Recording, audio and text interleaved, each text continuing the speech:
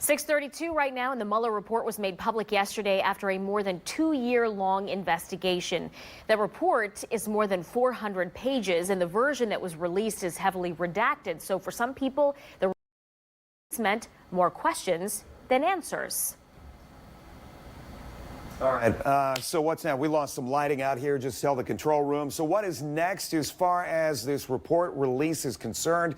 And we're going to we are being joined here this morning by Sam Nelson, the chair of the Department of Political Science and Public Administration over at the University of Toledo. And Doctor, thanks for being here with us this morning to kind of dive into this a little more. Yesterday at noon, we had a chance to talk with somebody about the report being released. And while there's no collusion, that is the one, I guess, factoid that came out of all of this. There is also talk about it's not a done deal just yet, because there could be other elements to this report that are still problem areas for the president. Is that how you see it? It is. I mean, as far as collusion doesn't have a legal meaning.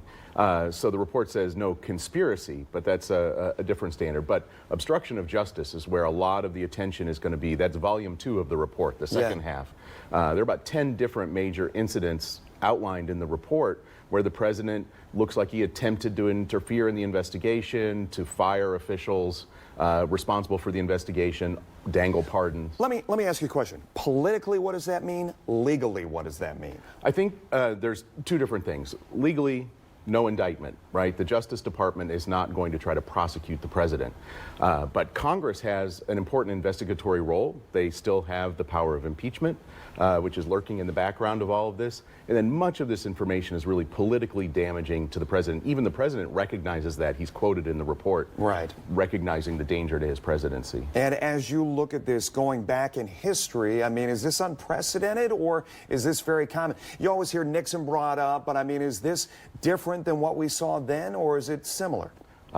It's much more serious in a lot of ways. This involves the actions of a foreign government interfering in a U.S. election.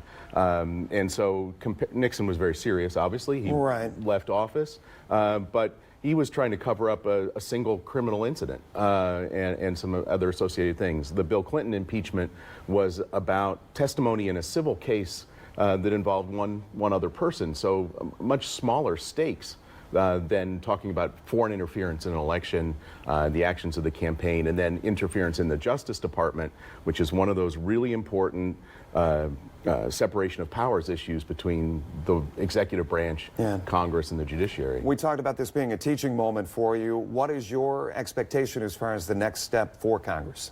I think we're going to see, there are already a lot of investigations going on. I think we'll see investigations, hearings into the information in the report. William Barr, the Attorney General, is likely to be in front of congressional committees in a few weeks.